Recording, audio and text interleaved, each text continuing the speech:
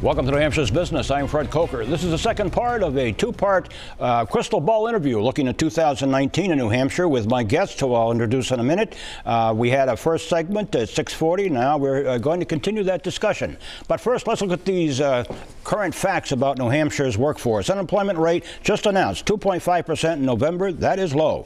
16,570 more employed residents since 2017. Good news.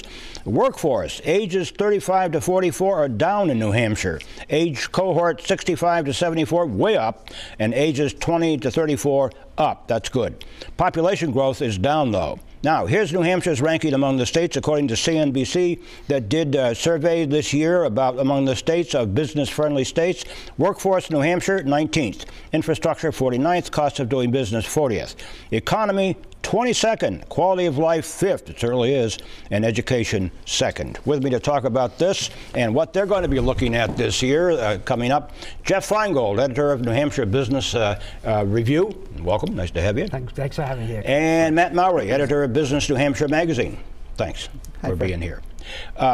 Let me ask you what you're going to be looking at this year. Jeff, what are you looking at for your publication coming up? Well, for the coming year, we're going to be focusing a lot on education because that's something that's really important. You read those numbers about workforce. That's that's strongest tied to workforce development is education, and how what is going to be going on in terms of businesses to getting involved. There's a great effort going on in Manchester Proud, which is really taking a look at how to improve, reform the Manchester public school system. Right. That actually might have a national impact because it's very innovative. Which has a lot of immigration issues also. Yes. That was one of the things they're looking at, right? Yes, absolutely. And the other thing we're looking at is, which we do every year, is look at what's going on in Concord. And this year, with a Democratic majorities in the Senate and House. Yep.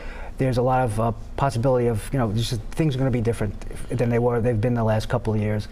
And actually, we were reporting just the other day that Sue Almy, who will probably be the Democratic chair of the House Ways and Means Committee, is thinking of putting in a bill to rescind the business profits tax cuts that were in place. Rescinding the business profits tax cuts. And one of her arguments is that the state has underfunded many of these programs that need to be funded, such as education and other major concerns that we've had. There's also the opioid crisis. So that's something that we'll be looking at a lot. The opioid crisis, and of course we just announced that Medicaid payments to those programs in New Hampshire that are going to be servicing the opioid patients will be doubled. Yes, and she's argument is that you need the money to do some of these things. Yeah. What are you looking at, Matt, and for New Hampshire Business New Hampshire Magazine? Well, obviously, you're keeping close eye on the economy and what this is going to mean for New Hampshire in terms of the opportunity gap between northern New Hampshire and southern New Hampshire. What is that gap? Well, it's pretty huge. We have a lot more of a diversified economic base in southern New Hampshire. Northern New Hampshire, the Lakes region north, we have a lot more tourism based. They are struggling to keep more young people. They're struggling to keep different industries there. We've seen major manufacturers like EFI Viewtech, and then there was a Safety Gate manufacturer in Franklin that moved from the Lakes region because they couldn't get the workforce they needed and relocated to southern New Hampshire, where we already have a lot of competition for workforce. We talked about workforce in the first segment of 640. Let's talk a little bit about that because you just brought it up. We've got companies expanding. Hitchner, Lonza Biologics, BAE Systems, Dartmouth Hitchcock, the Dean Kamen's Regenerative Medicine Initiative here in Manchester. Where are they going to find the workers?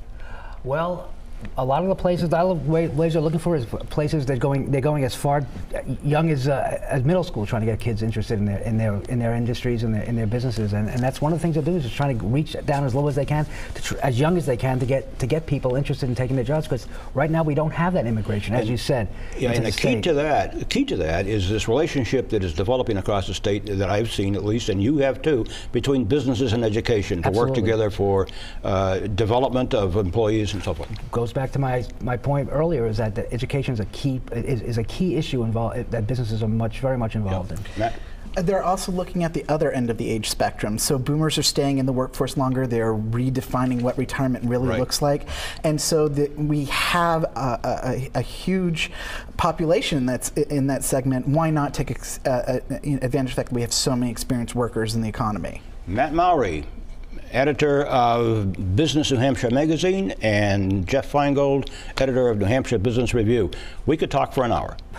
Thanks a lot for being here. Thanks.